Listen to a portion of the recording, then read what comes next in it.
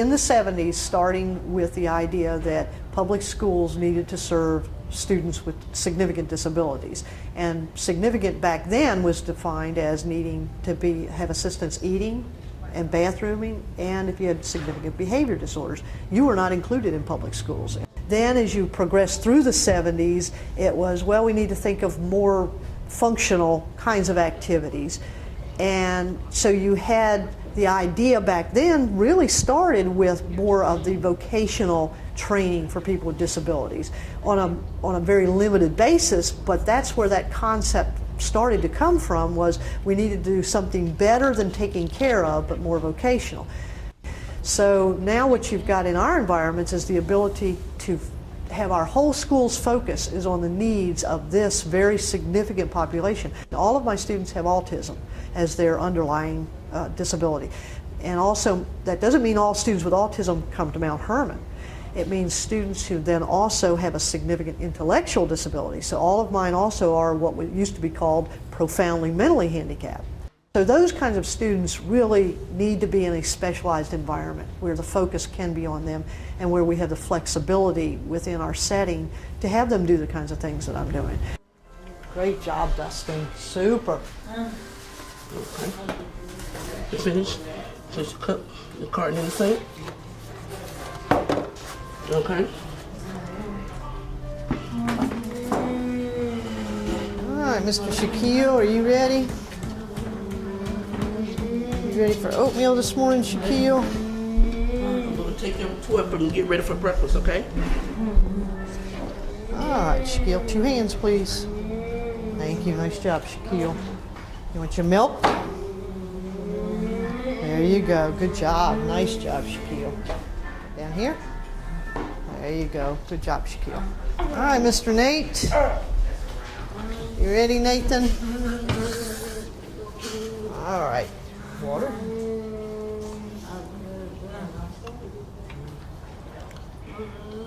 Good job, Nathan. All right. Very good. Made it. That's all right, Nathan. Ready? There you go, Nathan. And Miss Portia. Portia, ready? All right, Portia, got oatmeal, and you got some fruit. Portia, you want your milk? And then Michelle will come over in just a few minutes, and we'll get her over here. And then what I do is I go around and emphasizing the more part, which is a math concept also, and trying to tie this in with access points, but it's also as far as them recognizing that they can ask for more, and they can show me that they want more, but they've got to participate in it. And our big thing is them always being engaged in it. It's not come over, put a plate down in front of them, and now eat, or we're going to feed you. They are eating, they're participating in it, they're making decisions about what they want and don't want. They have to be engaged in it. And that's the way we start the day, right from the beginning, from the time they get off the bus to the time that they get on the bus in the afternoon. So that's the next stage, is the more stage. Staff, I said I could come in with as many wonderful ideas as possible, but if I didn't have the staff as a true extension of me, then it wouldn't work. I couldn't run from student to student trying to do everything I want to do. The staff pick up on what I want to have done and how I want to have something done, and they carry it out just about as I would, and if not, then we talk about it and see how it needs to be different. We meet every morning. We meet quite frequently in the afternoon. We talk about the students, what we're going to do that day. But the staff are my most important tool in this classroom, because without them, I wouldn't be able to accomplish this.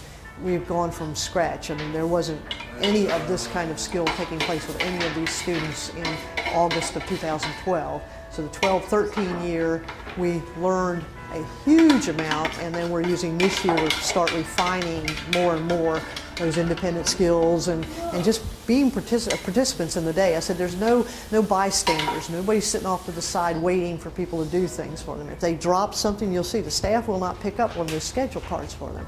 If they drop it, they're to pick it up, just like you or I. If we're out somewhere and we drop something, somebody doesn't rush over and pick it up for us. So starting from something as simple as that says, I'm responsible for something and I'm supposed to be engaged in what's going on around me. Just consciously holding on to a bus ticket when they come and go from the bus. That says my brain has to be engaged in grasping this thing, and if I don't have it anymore, I need to recognize I don't have it. And if it's not there, then I've got the responsibility of turning around, looking for it, finding it, picking up. Just that one concept is a huge piece of starting out with getting these guys to say, I'm supposed to be involved in life. And really, that was our basis for starting last year. And you'll see that concept underlying that and positive reinforcement, as much positive reinforcement for everything that we can do. Everything's kind of affected by the event before it. That's the transition piece that a lot of teachers have a problem with, is moving from one activity to the next. Being able to have, whether it's 1 or 2 or 3 students, moving, doing something while the other 3 may be doing another activity, keeps the flow. And you'll see when we transition from the fitness to the different activities in fitness and then to our vocational, how that works. And that's one of the pieces that seems to be difficult for teachers to get organized with. And that's kind of the emphasis that I wanted to make in this video today, was how we go from activity to activity. With my guys, one of the big things we've emphasized also is age-appropriate activities. And so that's why you'll see us treating them as young adults. And so that gets into the choice making and problem solving, and them also helping us set equipment up, clean up afterwards. But a part of that is our morning routine is not the traditional circle time, let's talk about the weather outside or who's here or not here. We get into a fitness routine. So we do our morning wake up, and we do introduce it with a wake up kind of song to get everybody rolling after eating a big breakfast. And but then we'll literally get up, we march a few laps around the room, and we incorporated the step boxes where they'll be going up and down, over, under, around, those kinds of spatial awareness kinds of skills and body movement things. Then we also pick what fitness equipment. And so we start out in the morning doing a lot of physical exercise, and then we'll transition from those activities into the vocational activities. All right, Mr. Shaquille, you helping set up? All right, you're going to help carry? Okay, Shaquille. You can bring him over.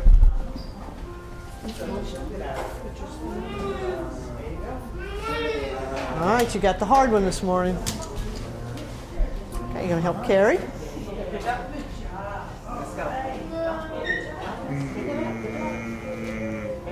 Good job, Shaquille. Good job. You want me to leave that? Turn. Just turn it and watch the camera. Turn. All right. All right, let's walk. Here, Nate, let's pick up one of the other poles. Good job. Come on. All right. Watch where you're going. Watch where you're going, Shaquille. We've been working on start, stop.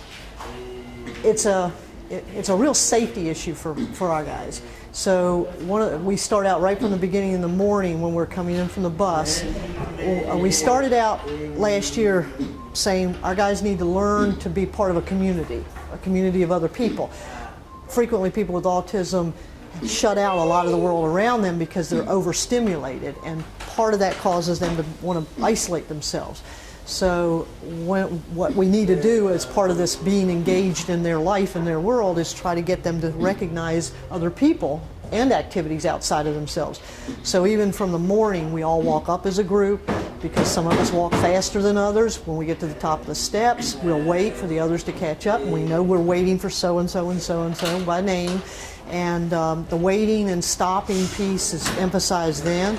We'll walk halfway down the hallway, we get to a certain point, we all stop and wait for the others to catch up. And when we come in the room, we know we'll sit and wait on our check-in procedure. We have to wait or stop at different points throughout the day. And even here, when we're doing the Good Morning song, I use a electronic button to start and stop the song, so that we incorporate start, stop there. When we march, the other piece we added was the physical stop sign, and that came from a discussion I had with a parent and one of our students who's a major runner and has multiple disabilities along with the autism. She, up until this year actually, she would always bolt, just run right out of the house. So Mom was talking with me and said for the first time she called to the student and said, stop, and the student stopped. And that kept her from running into the street. And that was a major impact on me about just how important just that issue was. So the other piece that came about, I said, well, if any of our guys are running toward the street, the first thing that might stop them from going into an intersection would be a stop sign. So even if they don't get the language part of it completely, maybe just recognizing the symbol and the behavior that's associated with that symbol would help them maybe stop from getting run over somewhere. So we're using the go on one side, the stop on another during the marching time. So we're incorporating the cognitive is always incorporated in any of the physical that we do. And you'll see that in our vocational also, the problem solving, and I'll explain that a little bit later, but just push something as simple as pushing the cart. It took us months and months to get to that point, and today you'll see that it's almost just a natural kind of thing for them to do. But just getting the cart out the door was a major issue for them in the beginning. So they've come a long way on all this, but and the other piece I emphasize is there's no contrived activities in here. All of our activities are real world activities. The paperwork that'll be done this morning for the office services, they're real notices that need to go down, and tomorrow they'll be put in the teachers. We'll put them in teachers' boxes to go home with students. So our office services are real tasks. The custodial are things that need to be cleaned up. The recycling, I turn the cans in every 2 or 3 weeks for a fund that we're keeping, and we're taking a field trip to the zoo in a few weeks with it. The laundry, there are actual cloths being used by different classrooms that we pick up every day, wash and fold and deliver. So there are no contrived activities. Everything are real, and these guys pick up on that. They're real life activities that they're involved in too. Okay, guys, who's going to start? All right, Miss Portia, you're going to start the music for us? You're going to start? Start. Okay, Dave, there you go. Good job. Are you ready for a brand new day? Good morning, good morning. How are you? How are you? It's so nice to have you here with me today. Stop the music. Stop the music. And Shaquille's going to start the music.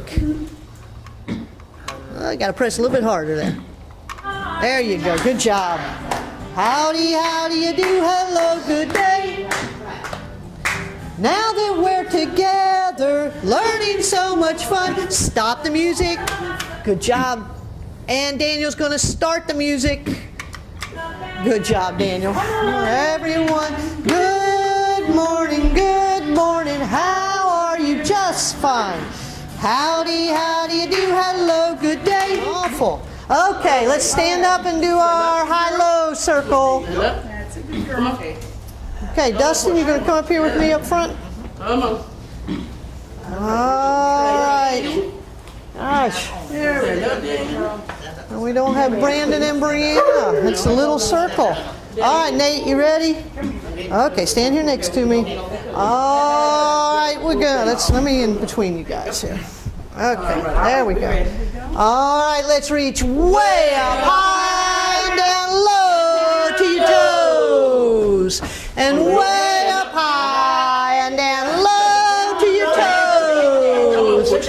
And way up high and down low to your toes. Way up high, down low to your toes. One more. Nathan. High and down low to your toes. Nate, you gave out on us. All right. And we got to march with our laps. All right. All right, Mr. Dustin, you start us off. There you go. You're the leader. You're a leader, Dustin. All right, listen. Are we going to listen? There you go. Up and down.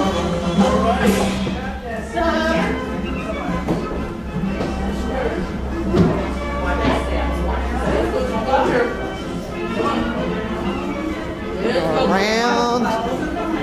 Around. Remember, we got to watch the line. Okay. If I can work on them to not run out in front of a car, if I can work on them just a parent to be able to take their child to a grocery store and not pull things off the shelf. So we do what are called CBI, community-based instruction trips, where we take them to Walmart, we take them to Publix, we take them out to places, farmers market. Public is getting more familiar with our level students.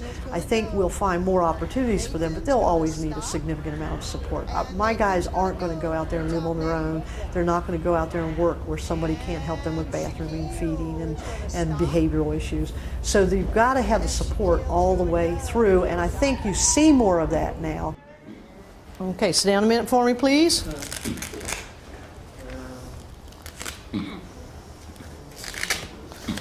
All right, Mr. Daniel, what do you want to get on? Show me which picture. You want the green ball, the black bike, or the glider? Which one do you want to get on first? Which one? You want the ball? The green ball? Okay, go find the big green ball. The big green ball, yes. Good job, Daniel.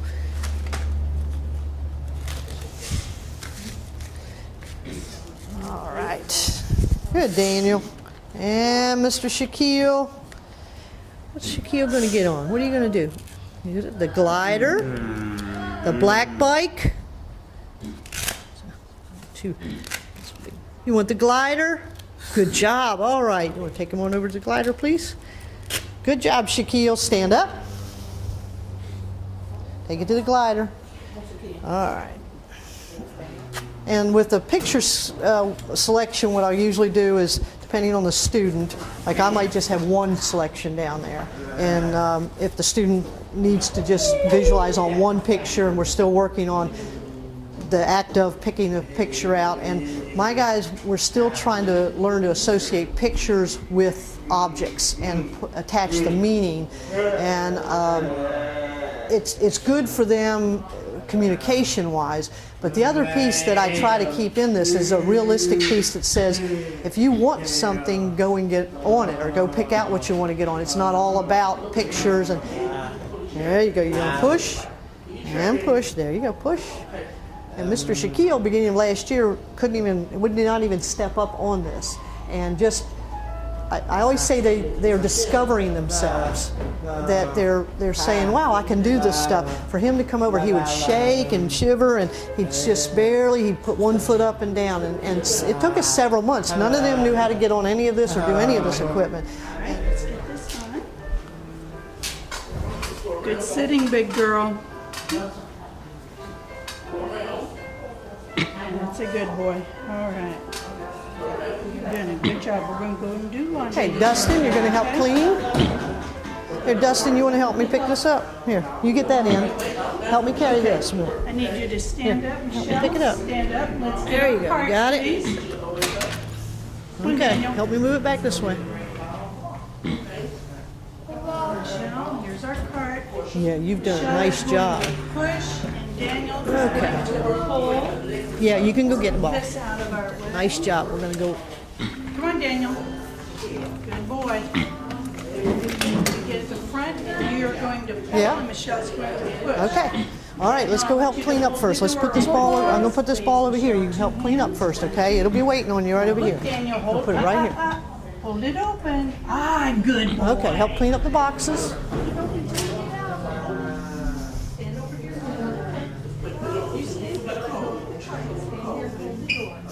Good. Listening. And again, the idea of just being able to push the carts out. What you're seeing took us months to accomplish last year. This whole idea of transitioning, first of all, then even getting used to wearing the vest. Then it was an idea of hanging onto the cart. Portia just getting her to where she would go out the door and even touch the cart took us months and months to do. And what we'll do as far as videotaping while they're finishing cleaning up, because I've got office services and custodial in here, but we'll come back to them in just a minute. We'll follow Portia for recycling just up here a couple. Good girl. Okay, your hand gotta go back on the cart. So if you take your hand off the cart, we can't move it. We're going to push. We're going to push the cart. That's right. That's good. And something as simple as that is we know to stop And then we continue with it when they put their hand on, whether it's the fitness equipment or the cart or riding the bikes, that, again, they're not just a passenger. They have to hold on to it, at some level have to pick up. Okay, took your hand off the cot. You're saying, why are all these people following you? They get back on the cot. The cot can't move. You take your hand off there. There'll be a couple of baskets to pick up down at that end. And when, again, we start with them just bending over and picking up a basket, then we moved into them being able to pour the basket into the recycle. Now we have two different types of cans we pick up, one steel and one aluminum. So if there's both kinds of cans in one of the baskets outside a classroom, we have to sort them. And after they pick up a basket, they wipe the baskets out. And again, Portia's going to do it at a different level than, say, Dustin's going to do it. And so we can be flexible with wherever they are individually. And so by doing real tasks, it is much more meaningful. I don't care who you are. You don't want to do something that's not meaningful. And you don't want to have the work you did be totally taken apart and then told to do it again. Let's do things that are real. And just like the recycling, they know that they sort the cans and they go and they put them in a central bin, and then each day we can, and depending on the level of student, you can take recycling, you can use counting, you can work on colors, you can work on the size of things that you recycle. There's so many academic kinds of tasks that can be built into this, whereas my emphasis is more of the behavioral, adult, functional tasks. Okay, we'll go down. Custodial's gotten started down there, so we'll get down. Just see if any cans in here. And the school participates with us on this. Any class that wants to, we create the baskets for them and maintain the baskets, and they sit them outside of the classrooms. And the laundry we'll get to in just a minute, but they're going around picking up the laundry from different classrooms. And each classroom has different colored washcloths, and then we have colored cards that go with them, and they match the cards with the washcloths, and we count the washcloths as they're taking them out, put them in the washer, and we come back, move them, put them in the dryer, they fold them, put them back in the baskets, and deliver them at the end of the day. A few years ago, the school system introduced, or it was part of a federal grant actually through the Exceptional Education Department. It was called the Vocational Enterprise Program. So you'll hear it referred to sometimes as the school-based enterprises. And they gave the different schools that had populations with significant disabilities grant money to start up enterprise programs. So you'll go to some other schools and see where they're doing higher level. They may be doing coffee preparation. All right, okay, all right. Yes, all right. Yes, we didn't get our hug yet. Yes, I know, yes. Okay, Miss Portia, you're doing a great job. Are you doing a great job, or are you just trying to get out of work? Okay. All right, push your cart. Thank you, Portia. Okay. The Vocational Enterprise Program. So in some of the schools, you'll see them making crafts, and they're might be doing specific services in the school. The real challenge was how to incorporate that concept with our level students. And with the PLA level students, you've really got to back it down. But what a lot of people, I think, overlook is how valuable this kind of work is for them. Not only is it valuable work they are doing, the learning that takes place, the change in their behavior, they are understanding that they've got a way to participate in their day now. And it's not just things being done to them, they are doing things to the world around them. And the behavior change in this class has been very significant. And again, they've redefined themselves into young adults. And it doesn't mean say we don't have any behavior issues, but they're so far reduced from what they were previously. So, and this is our custodial guys, Dustin and Nate. Going to go up to the next door and show these. You want to show them how good you can clean that door and that handle, Dustin?